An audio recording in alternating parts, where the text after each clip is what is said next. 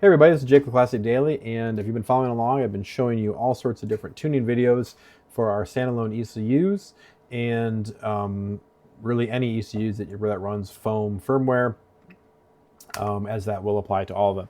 So we went over base engine, fuel, ignition, cranking, and this video I should say, is idle. Idle is another one where it can take a long time to really dial it in perfect, and there's so many little changes that you can make. So we are going to gloss over a little bit. We might have a whole video on the dyno where I actually show you how things are affecting the engine. But for today's video, this is just information. So when you're sitting around and you want to learn a little bit more, you can watch a little video about idle on Fome firmware. So we're going to go to idle and go to settings. So right at the top, your idle control mode would be open loop or open loop and closed loop. So we're going to talk mostly just about open loop today. But when you're using open loop and closed loop, you do need to tune open loop well so that the ECU has a starting point, so it knows how to adjust that valve, how the valve reacts, and make sure that things are good there before you go to closed loop. Okay, so in the idle settings here, your TPS threshold, so anything below 3% TPS is going to be considered idle, because ECU needs to know what mode it's in so it can do different fueling and different adjustments. These two settings here kind of work hand in hand. So click on the tool table there. It's how far above the idle speed can we consider idling. If you have this number too big, then it'll think it's idling all the time. If it's too small, it will want to oscillate a whole bunch. This RPM dead zone, similar, but this would say if we're above and below our desired idle speed, we're going to say we're good. Don't mess with things. So this is going to, again, help stop oscillations. This slider here, this is going to be your base open loop percent for your idle valve. So if we go down, it's going to be a smaller amount of position on the idle valve. Up is going to be more. And this does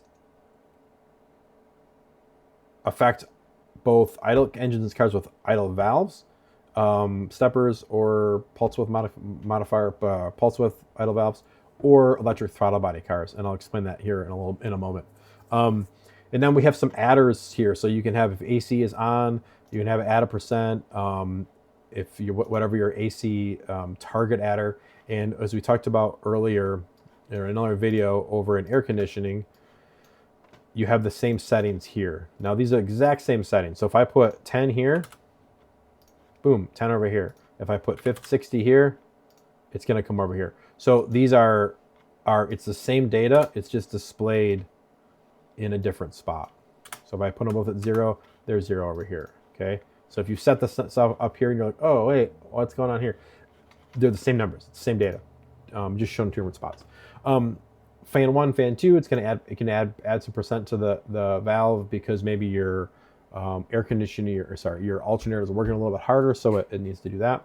And then this one here would be open up that valve a little bit if you step on the throttle. This would help as it kind of catches the engines as it's coming down. So it's because it's open that valve a little bit. And again, all this is very precise for your engine and adjust things as you need. Extra features: use idle ignition table and use idle VE table. These are both set at false right now, but if I click on the idle tab, you can see 2 things down here that are grayed out. If I turn these on, these are now not grayed out. And what this will do is this will use this table for your idle VE. So if you have an engine that's picky and it likes the idle VE, but rather than just using one VE table over here, you can get a little more resolution just for your idle air or your idle ignition. We're going to turn these off. And then use idle tables for cranking taper. Use coasting idle valve table. Turn that one on. So this would be a multiplier. This is a multiplier. based on that. Sorry, it's not a. It's this is should be fixed, but it's your actual idle air control coasting position. So when the engine is in coasting mode, it's going to have a different position of the valve. It's going to keep that valve open more or less. This also can help, so you could have a number in this area that's higher than your open loop idle, and that as the RPMs come down, it kind of gives it a little blanket, a little cushion to slow it down, because it gives you a little bit more air, and then the valve closes up to get your correct idle speed. And this is stuff that is very much adjustable. All right, or very much to each engine. Idle hardware. So this hardware here is going to be based on what you have. This has got there's either stepper or dual solenoid. So like some of the BMWs, M20s, M50s, they have 3 wires to the idle valve, and it runs 2 outputs. In this case, there's just 1, so it just has 1 output. So this is where you're going to set this all up. If it's running a stepper, this is where your stepper control is going to be set up, and this is based on the hardware for your engine.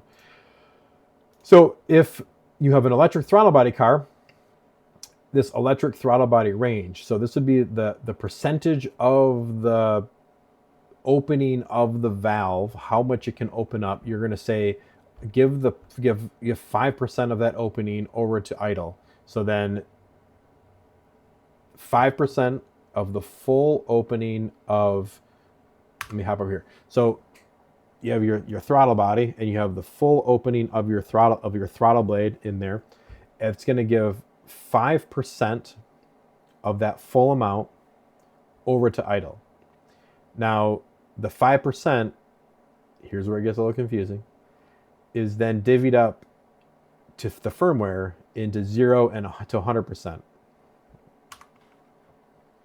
So this being 0 to 100, this 0 would be that 5% closed all the way.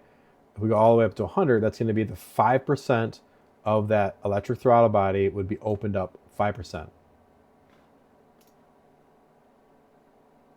Hope that makes sense. Okay. And then you're going to have target RPM. So this is going to be based on coolant temperature.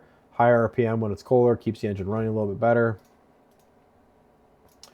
Coolant modifier. So this is going to be just like when in fuel and cranking, that it's going to be the idle valve. This is how much the idle valve or the throttle body is opened, and this is a multiplier. So then that would mean at 38, let's make that even number, 38.38 degrees Celsius, it's going to be 11% more than your base idle amount.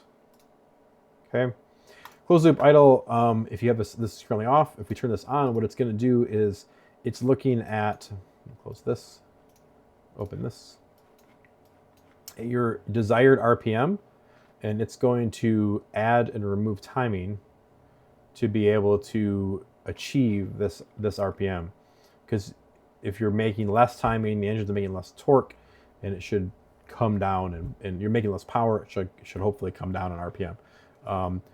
When you're first setting up your idle and getting things solid, this should be, leave this off until you have things really dialed in with a lot of your tables, and then you can turn this on, and it will really smooth things out. These are all grayed out right now, as I showed you. If you turn things on and off with all the firmware, it will then light them up. So that's idle. That's the idle table. Idle and cranking do take a lot of time, so if you're tuning your car, don't get discouraged in this area, because it takes hours of fiddling and kind of playing around and see how the thing reacts. So just change one thing at a time. Don't go bonkers and change 4,000 things. Change one thing at a time, and then see how it acts, drive it some, and then continue. Repeat. In and out of your driveway, in and out of your garage, on and off your trailer, different things like that, so that it's ready for when you want to use it. Thanks a lot, guys. I'm Jake with Classic Daily, and check out our videos for more information. Bye-bye.